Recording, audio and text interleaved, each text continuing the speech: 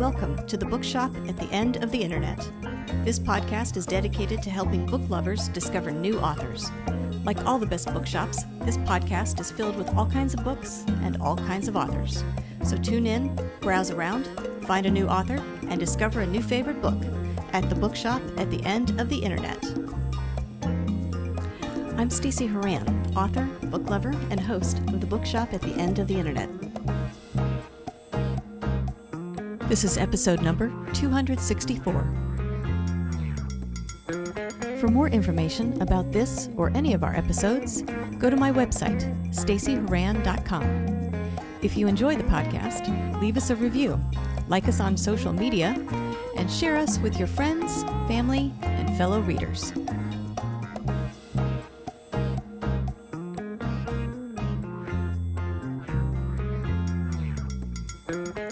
In today's episode of the Bookshop at the End of the Internet, I'm joined by author Bill Hulseman to talk about his new book, 6 to Carry the Casket and 1 to Say the Mass. This powerful collection of personal essays grew out of Bill's experience with grief and burnout after losing several family members in a short span of time. Through his writing, he reflects on how he arrived at that moment in his life, exploring themes that range from family to Catholicism to queer belonging and pop culture. Bill shares stories from his early formative years, the pivotal choices that shaped his path, and the moments that helped him understand and embrace his queer identity. In this episode, I'll chat with Bill about his writing journey, the influences he calls raindrops in a desert, and the meaning behind the book's striking title, 6 to Carry the Casket and 1 to Say the Mass, as well as a few other things. Coming up.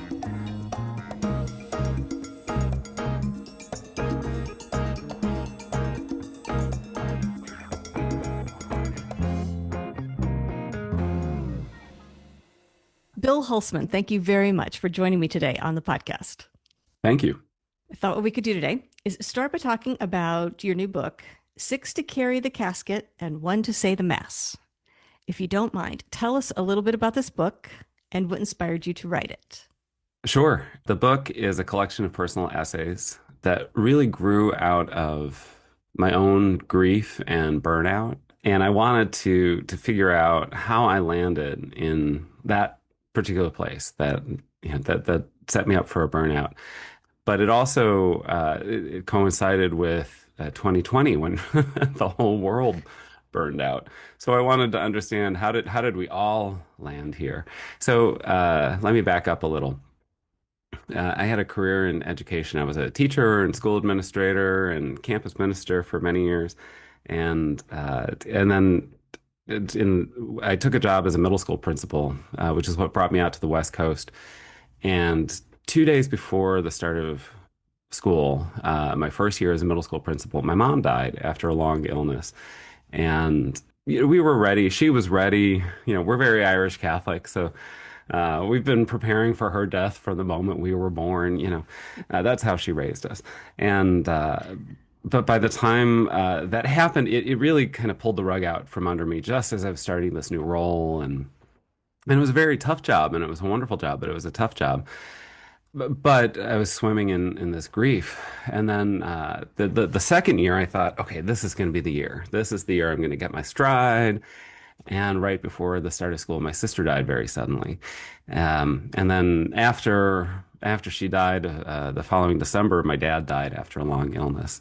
So, and in between, I had also been back and forth to Chicago, where my parents lived, where I grew up, to help out, take care of my parents, give the local siblings a break, because they were really on call all the time to take care of them. Through it all, I completely burned out. I lost steam. Something in me really fundamentally broke. But it was also around that time that I met my husband, and I was at my worst, and I was lucky that he wanted to hang out. He wanted to take things forward. So just as I was falling apart, a new door was opening, and I took that as a sign from the universe. Maybe it's time to pause. Maybe it's time to step back. So I took a year off from school. I left work. I was going to give myself a year to heal and to recover and to figure out what I was going to do next. That was in 2019. In the course of that year, 2020 happened, and as I said, we all burned out. I started writing when I started this my consulting practice, and I started writing as a way to kind of fill out a newsletter, like a weekly newsletter. And I started writing essays on things that were striking me, or memories that were stirring up, or topics that were happening in the world, and I wanted to process and figure out. So I was leaning back on forms of reflection that I grew up with, things that I learned from the way that my mom told stories, modes of reflection that I learned in school and as a campus minister. So I kept leaning back on these modes of reflection to kind of make sense of things. After a couple of years, a couple of friends reached out. One friend reached out and said, "Have you ever thought about turning this into a book?" I thought, "No, no, no, no, no. I'm just writing to figure shit out." And then another friend said, "Have you ever thought about turning these into a book?" And I said, "No, no, no, no. I could, no, that's not what this is about." And then a third friend said, "Have you ever thought about?" And I thought, okay, well, my friends are smart people. They must be onto something. So I started exploring it, and I stepped back and I saw, like throughout a lot of my writing, I saw a through line about identity. I was searching not just to figure out uh, what shaped me, but I also found myself at a juncture where I had a choice to be able to let go of things or to hold on to things. Um, Early in the pandemic, Arundhati Roy, the Indian author, wrote an essay like at the beginning of April 2020. So really, this was COVID was just hitting the world, and she saw the devastation of a pandemic coming, but she also saw an opportunity. She looked at pandemics in the past, and she saw that things changed. People made different choices. They were forced to make choices, or they chose to take a different direction. But she framed it as an opportunity to, we can look at the pandemic as a portal, and we can drag all of our stuff, all of our baggage with us, or we can let it go and walk through lightly and create a new world.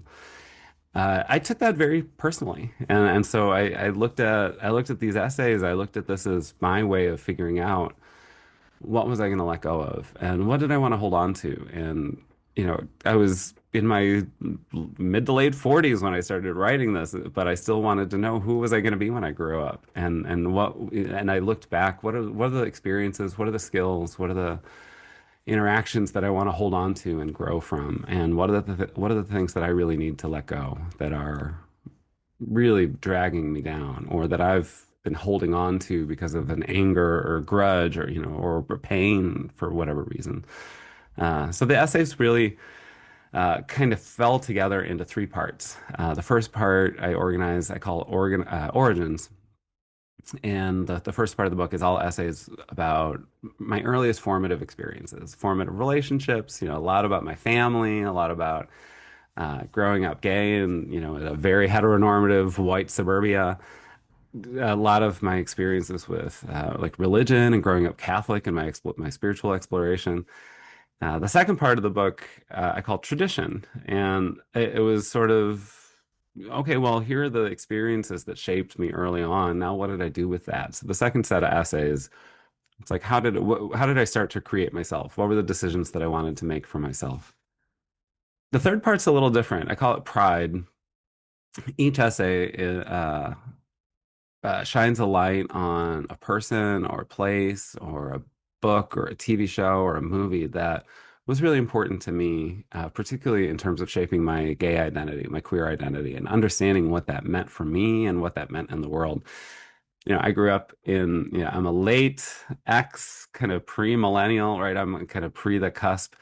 So I grew up in a world where queer people were really not visible. We were not around, and any little morsel of or a hint at something gay or something queer was like, oh, it's like water in an oasis, a raindrop on an oasis. Like, oh, just one little morsel was so much. I think that's a true experience for a lot of queer folks. When you're searching for yourself and you don't see yourself reflected anywhere. but there were little glimpses where I was able to shape myself and understand what that meant for me. So the third part is really celebrating those things that helped me shape my queer identity. Um, I also frame that last part as sort of a different way to observe pride. Pride in.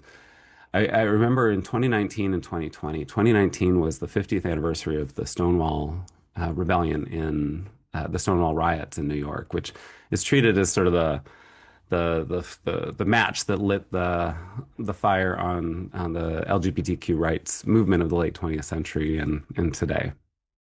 But when you walked into a mall in 2019, everything was kind of it's like a unicorn exploded. Everything was rainbow wash. Every corporation was trying to say like we're gay friendly, come shop, spend your money here. But it felt like a marketing campaign. It didn't feel particularly celebratory to me.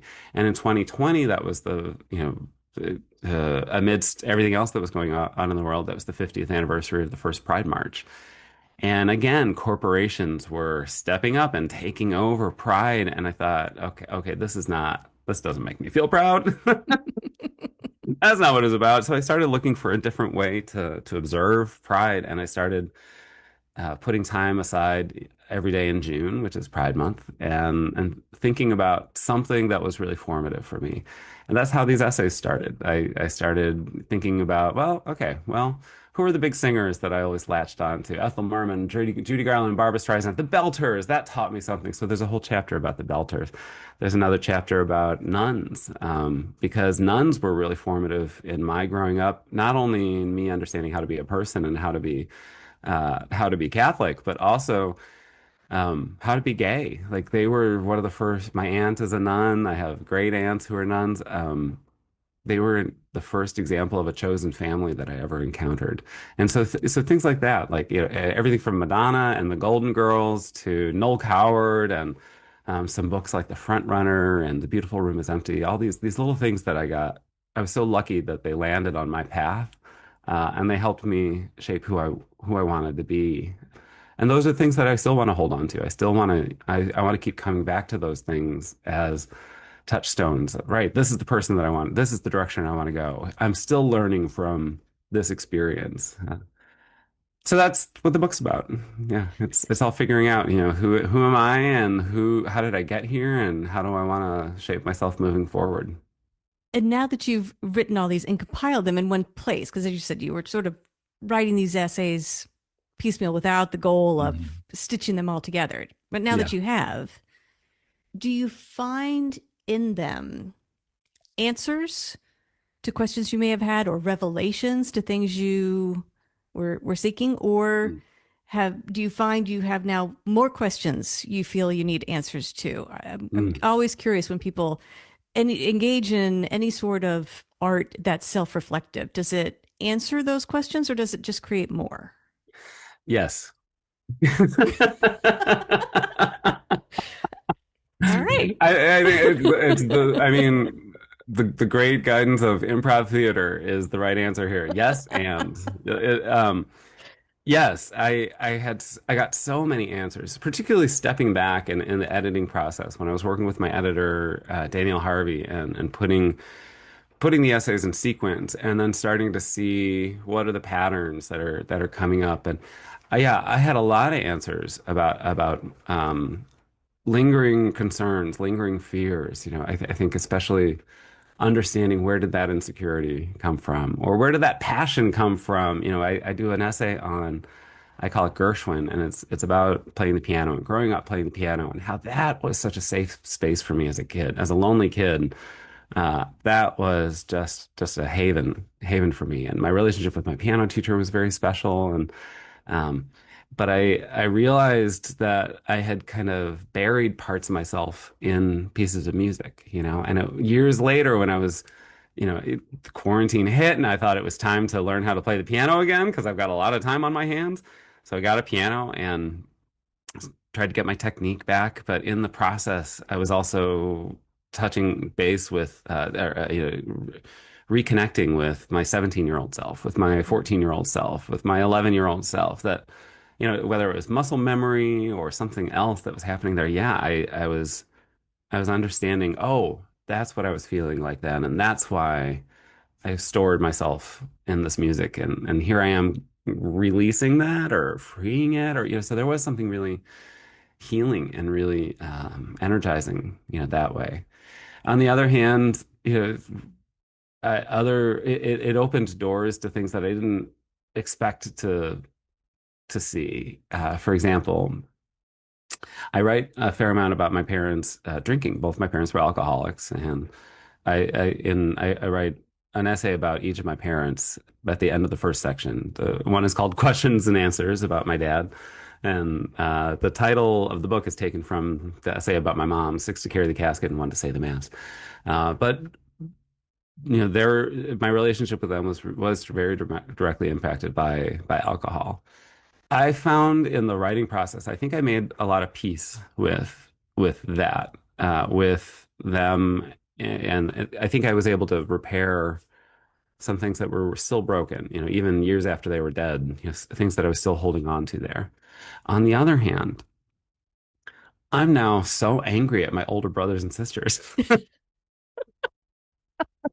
So while I found this great kind of solace in being in a good place, I found myself forgiving my parents, forgiving myself for holding on to, some of that anger, and forgiving myself for being feeling trapped by, the impact of alcohol in a family.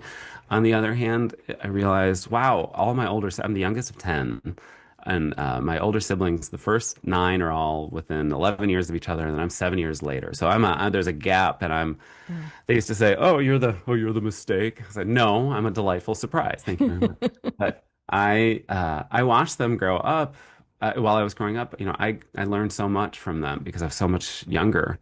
On the other hand, when it came to drinking, I remember watching them watch me get into a car with my parents, and they were drunk and they were driving, and the number of times that happened. So, as much as I was able to kind of close a chapter with my anger with my parents, it opened up a whole new, I wouldn't say rage. I'm not a rageful person, but it opened up a whole lot of anger that I'm still working with my siblings in that scenario. More essays, another book possibly Maybe next. might have to do a little therapy first. Well, let's go through each of the sections as you Hmm. mentioned. So, in the origin sections, you were talking about things that were important to you in your sort of formative years. When you were writing, any surprises as you went back and you edited and read the essays? Were you surprised by any of them, any of the words you put on the page to Mm. describe these things that impacted you so early? Mm.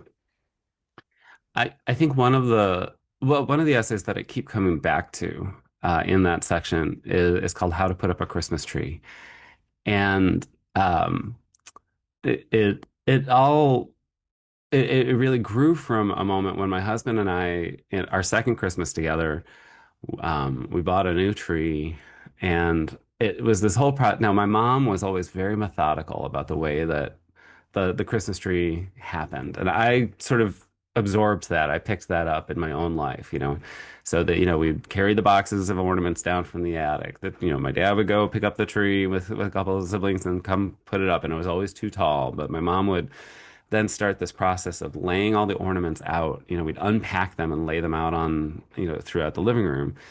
And as they were being unpacked, my mom would say, "Oh, that's from so and so. Oh, so and so made that one, or that was a gift from, or I can't believe we still have that one. Oh, that lost a toe 5 decades ago, whatever." Um, but there were stories attached to every one of them. And it was a really casual way of kind of invoking family history. And then once everything was up on the tree, it was like, oh, well, it's like a big family portrait in a different kind of form. And I always thought that was really interesting. But when my husband and I were doing it, and we had very different approaches to, he was like, well, should we like pick a color of ornaments? So I was like, oh no, God, they all go on the tree. What are you talking about picking a theme? Uh, so that process of starting this new tradition, together in our home, it stirred up so much, and I started writing really out of that. And I think what was surprising for me about when I went back and particularly when I went back and read it in the context of more of these essays.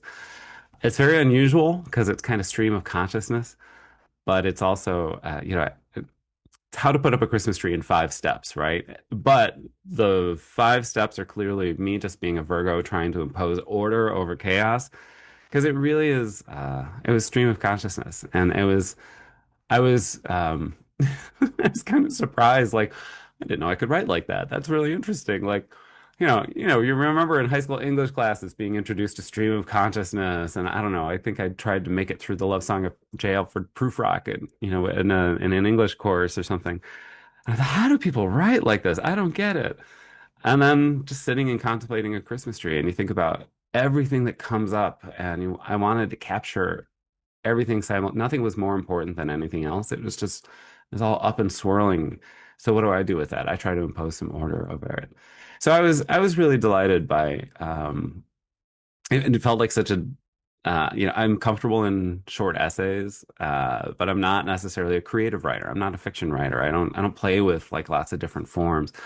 I was really excited to see that another form sort of popped up to be able to or for to let me make some meaning out of this in a different way. Yeah. Interesting. Well, let's talk about the second section. You just talked about tradition. That was the title of the second Mm-hmm. one. And you were mentioning that you took what you had learned, what you had experienced, and then these essays were about how you dealt with it, decisions you made. Again, I'm curious, as you went back through those essays, were there times when you found yourself writing about things where you wish you had done things differently, or conversely, where you were Mm. proud of having either assimilated something positive or learned from something negative and spun it in a way that was healthier, let's say? Yeah, yeah. There's uh, I have 2 back-to-back essays that deal with my experience of being gay in schools. The first is controversy, where I reflect on my experience of being in an all-boys Catholic high school and my first day of high school. I was like, oh, I think I'm going to come out, and then I got to high school and I was like, oh no, maybe not. This is not safe.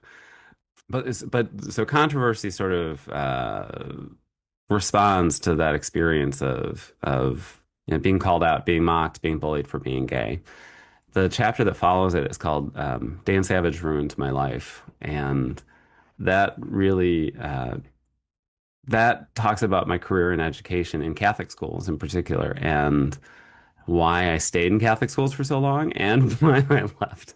So, I had worked as a religion teacher, campus minister, administrator in Catholic schools. I loved Catholic schools. I worked in independent Catholic schools. I worked in particularly in girls' schools, and it was the schools that I worked with had a very inclusive mission, and so even though I was gay, like it was a safe place, as safe as it could be for a Catholic environment. But it was wonderful, and I saw my whole career ahead of me in Catholic education, and I really took that as that was my opportunity to move the needle in how my students at least saw the church. The church wasn't the big fancy stuff controlled by a bunch of white men in Rome. It was us here in this room. This is what church is. That's what I grew up with, and that's what I wanted to communicate to my students.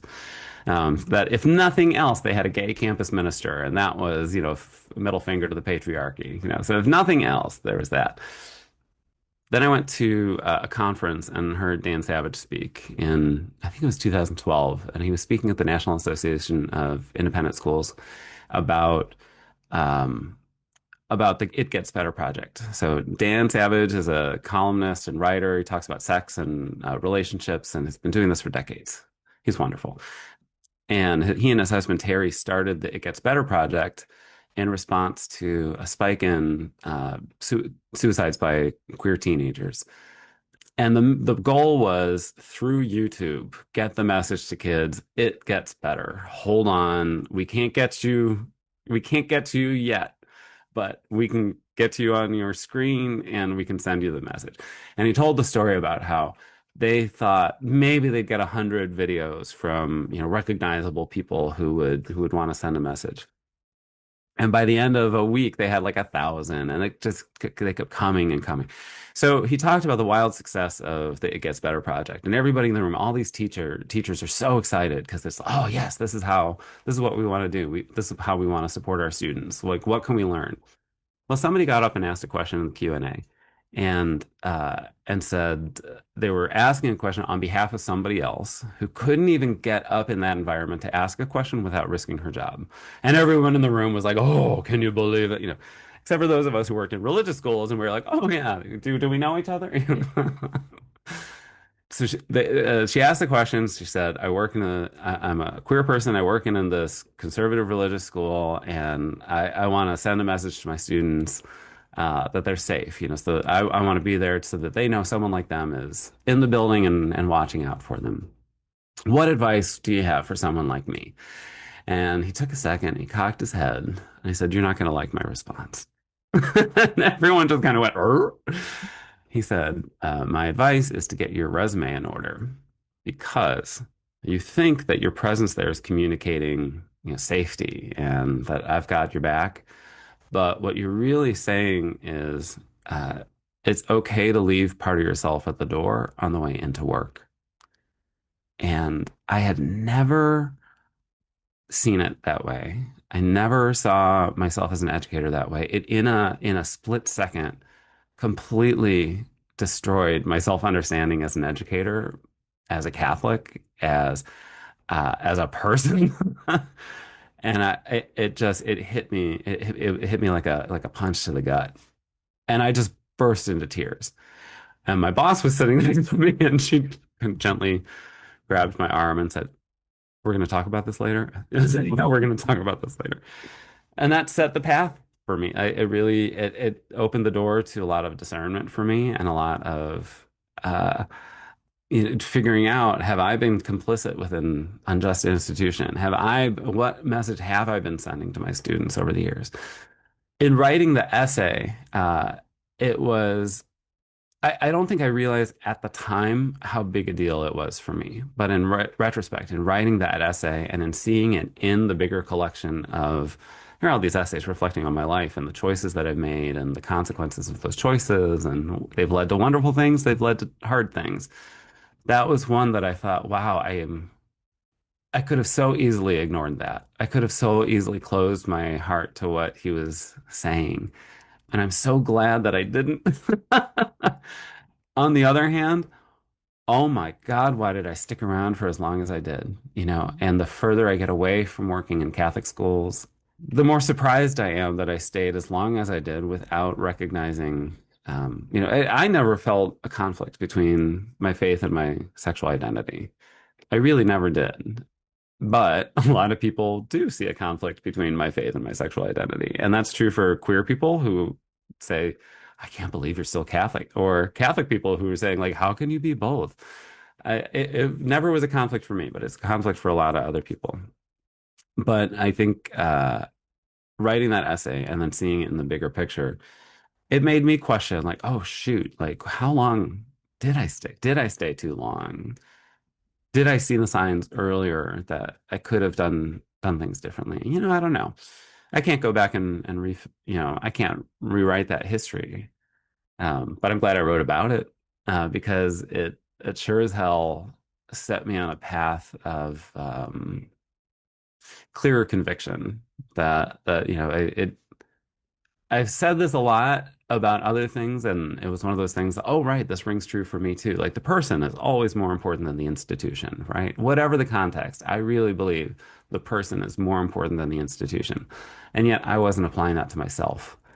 I was making safe spaces in my work for my students and my colleagues, and I was creating all these environments and experiences for them to get to know themselves, get to know each other, and get to, build their skills and their but I was never doing it for myself, and no one was ever doing it for me. And that was a pretty profound that was a pretty profound insight for me, on the other side. Yeah. I want to pause for a little bit because I want to go on to the third section, but have you received any feedback from people who have read this? I mean, do you find people reaching out saying it's like you were writing about me, or I'm glad you wrote about that because it made me reevaluate something, or it gave me hope to try something. Um, One of the first, particularly thinking about this section, and the essays about teaching, one of the first responses I got after the book was out was actually from a former student. Really? And I'm gonna cry thinking about it. It was so beautiful and it was so lovely. And on the one hand, she wrote about how much she was enjoying the book, but also how much she didn't know about me and how much was in the background.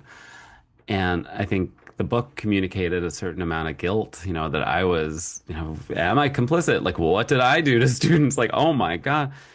And she sent me a message to say, like, no, here's what I got from you, and here's what I think my classmates got from you. And it was all the things that I wanted, to hear like that.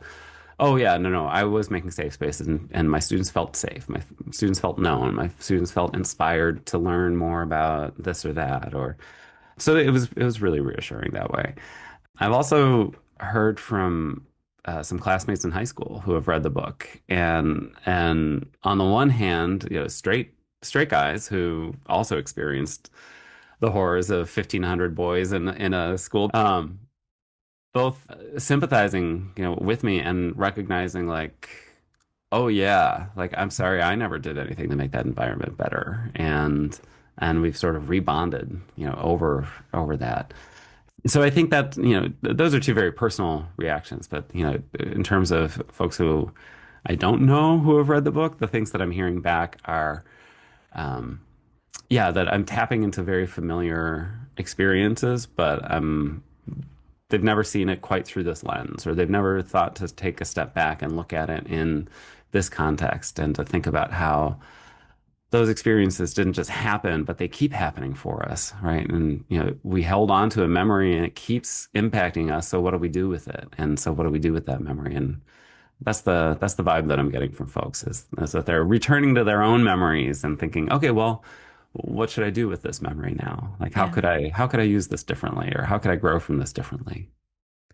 Yeah. I'm curious your reaction to those responses, because as I hear you talking about it, my sense is, well, there must be some comfort in knowing other people have gone through something similar or experienced something similar, and it reinforces that idea that we are not alone, even though we think Hmm. we are. And also, there must be some level of encouragement, right? You're changing the world one essay at a time, or you're getting Mm. people to think about things differently, or reflect, or evaluate, or consider how they can be better humans going forward. Mm. But what is your initial reaction when you open that up and you open an email or you receive feedback? Is Mm. it are you nervous about it? Are you excited about it? Like, Mm. what is that feeling?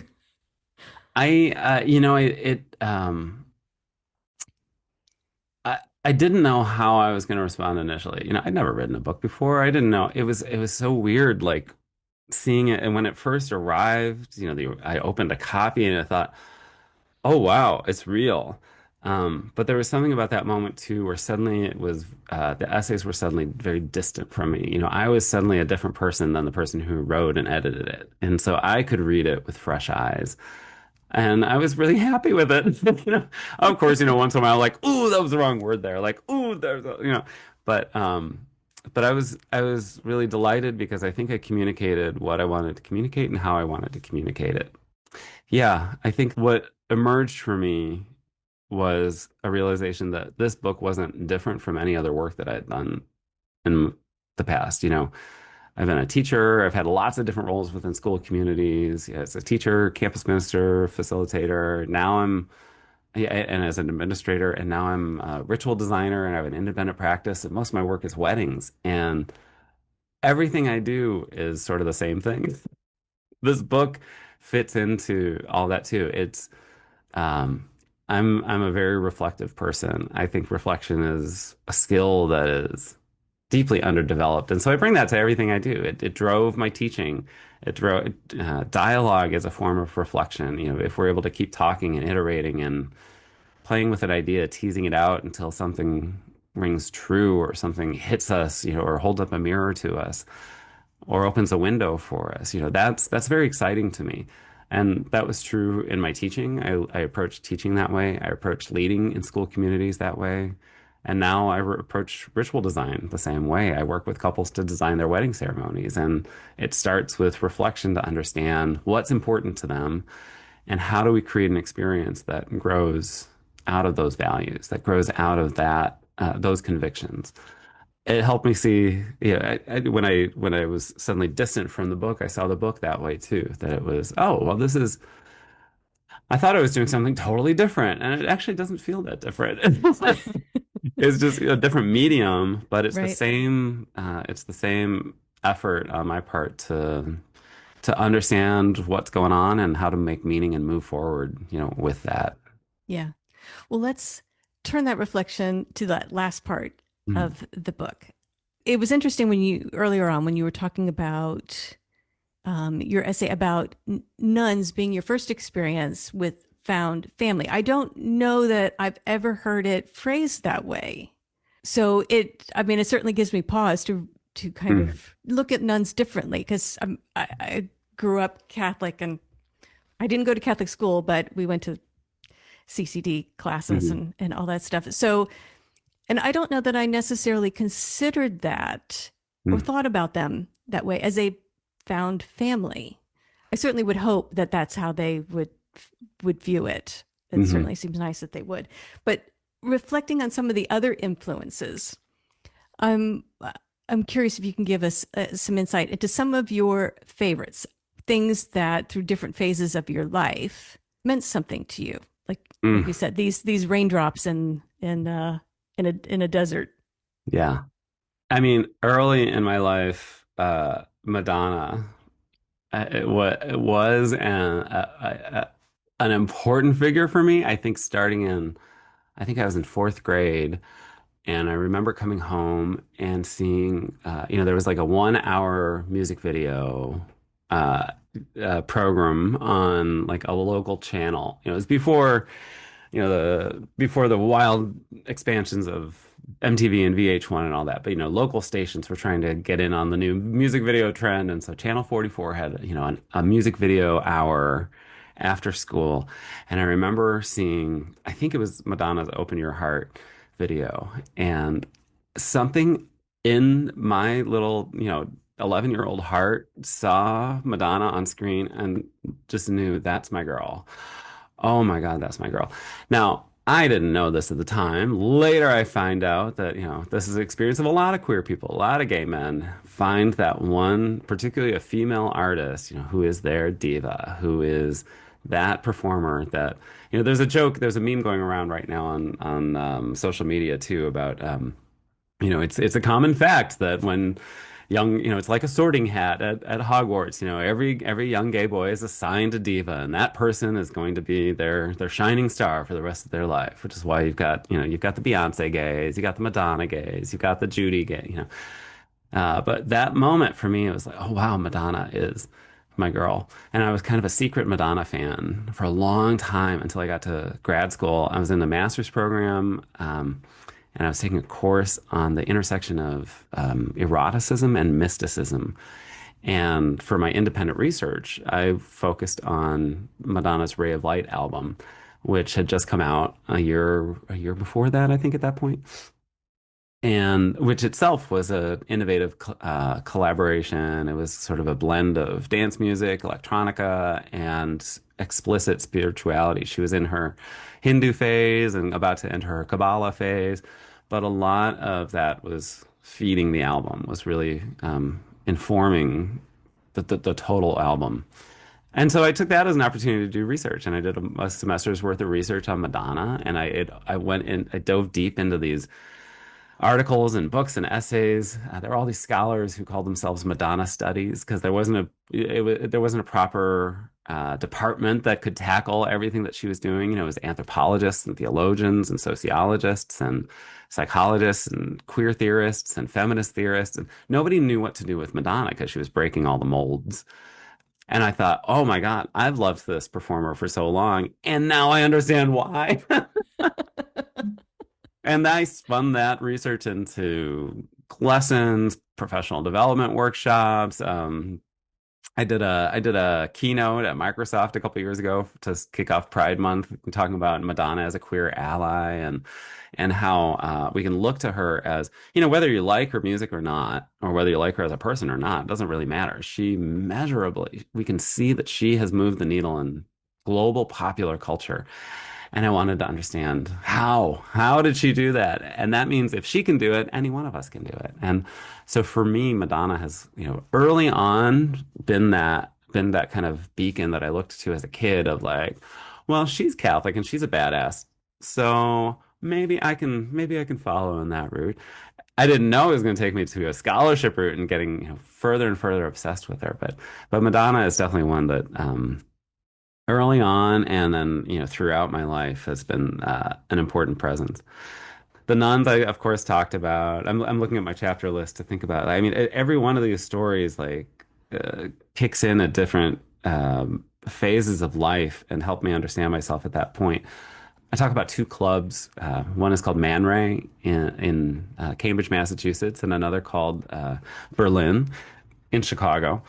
And those were two clubs that I stumbled into when I was, college age. When I moved to Boston, Man Ray was in my neighborhood, and so I stumbled in there one night, and I found just queer beauty. I didn't know. I thought I was just going to a club, and what I found was, especially in Berlin, queer extravagance. That it was just a place that was all about anybody was there, and everybody was doing everything, and it was so eye-opening, and it was so mind-blowing at the same time. It was like, oh yeah, these are my people.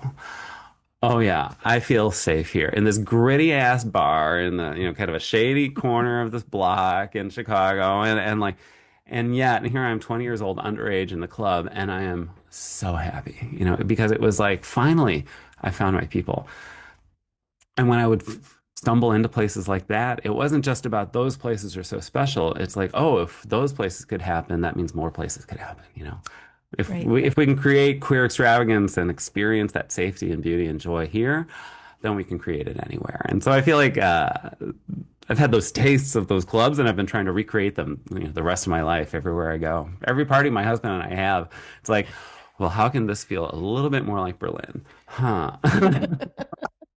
Oh, awesome. Well, you mentioned earlier that you never thought about writing a book. So were you not a writer early on? Is writing something that has come that you found later in life? Or was this something kind of in the back of your mind? Maybe you enjoyed it or whatever as a kid. I've always loved writing. I've always been a pretty good writer. Yeah, and I owe that to uh, two people. My mother. No, I'm going to say three people. My Catholic guilt just kicked in. Like, well, you can't forget your father, right? So my mother, my father, and an English teacher in grade school. My mother was just so good with words, and she never needed to use a curse word. She never needed it to express. She always said, like, cussing was, well, that's just a sign of a limited vocabulary. And I'm like, oh, thanks, mom. But she did. She was incredibly well read. She didn't graduate college, but she was incredibly well read. She was very knowledgeable, and she was just a voracious reader. But she had an incredible grasp of language. My dad was a poet, amateur poet, but definitely had a real sensitivity to language and form and aesthetic. And he grew up playing piano, and he was a good pianist himself. And I think that musicality sort of impacted the way that he wrote poetry. And it wasn't big and flowery. It was actually pretty sparse, his writing. And most of his writing was very spiritually rooted. He wasn't writing to write poetry. He was writing as a spiritual exercise. And so those were very, very formative influences on me, just appreciating language and understanding language. And then I had an English teacher in eighth grade who I don't know why she did things in that class that I still do today to, for my writing. And I applied to my own students. One of the best exercises that she ever had us do we wrote, 3-paragraph essay. And then we had to rewrite it, and every sentence was on a different line. And that way, then we could just look down the left margin and we saw the starting word for every sentence. And the challenge then was don't use the same word to start a sentence twice. And so then, of course, the kids in the room were always like, the, and they were like, no. I loved that exercise because then I started writing thinking like, nope, don't start with that. Don't start with that. So it made me be more conscious about the how as much as the what of writing, and that's just little things like that. I thought she gave such excellent guidance that really stayed with me. She was a better writing teacher than I got in high school, in college, and graduate school. But for me, the form of writing that always felt most natural was short essay. I'm not interested in long tomes. I'm not a scholarly writer anymore. That's not, I got kind of bored with that kind of writing.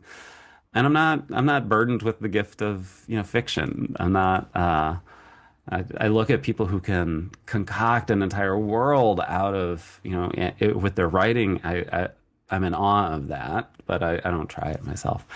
But for me, writing it, no, I've just always loved, I've always loved it.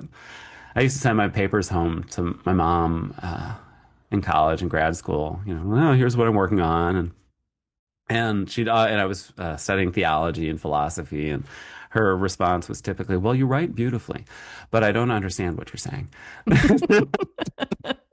which was her a little bit of a way of kind of being humble, of like, "Well, these are highfalutin." That was also her way of saying like, "All these highfalutin ideas you're playing with, like, great, you'll get through that."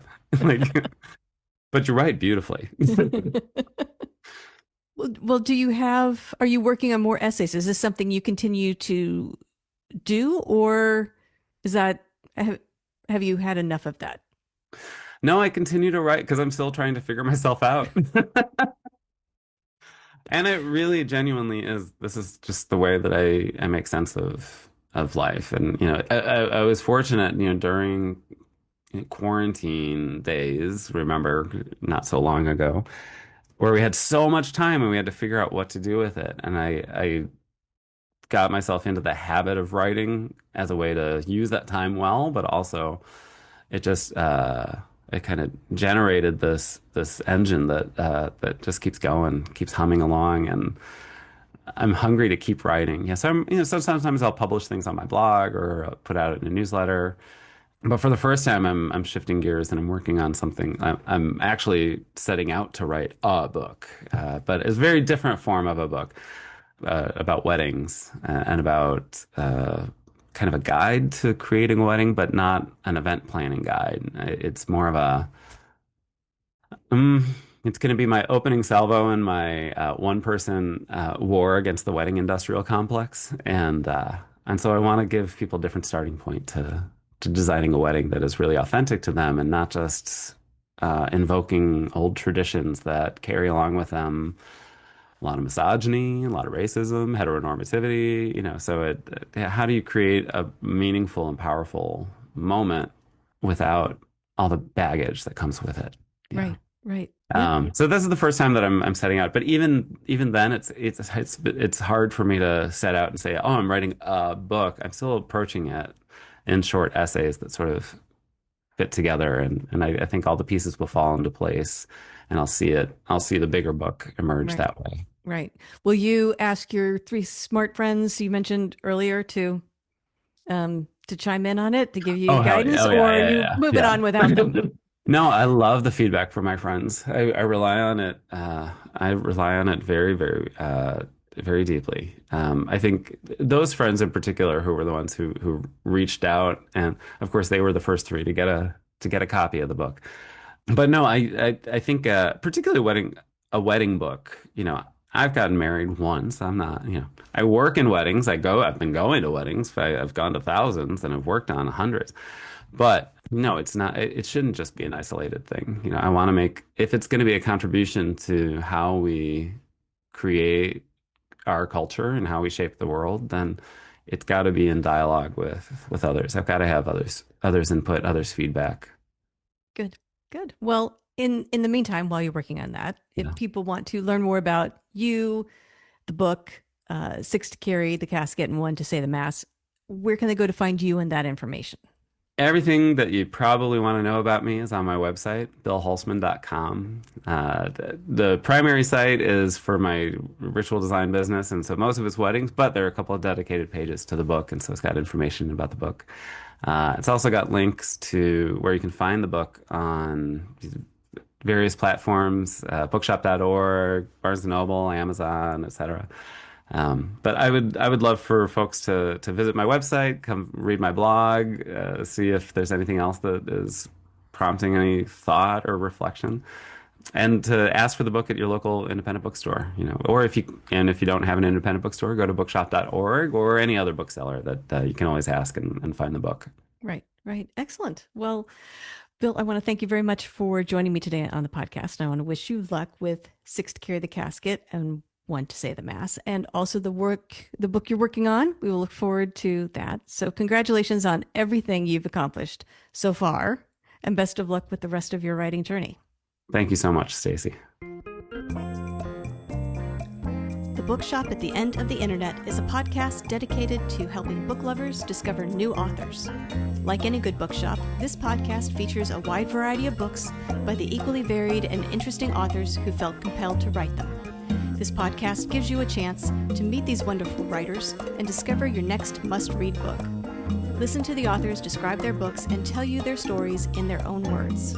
My interviews feature books from all genres and authors from all walks of life, including those who are indie published as well as those published by small presses and large publishing houses.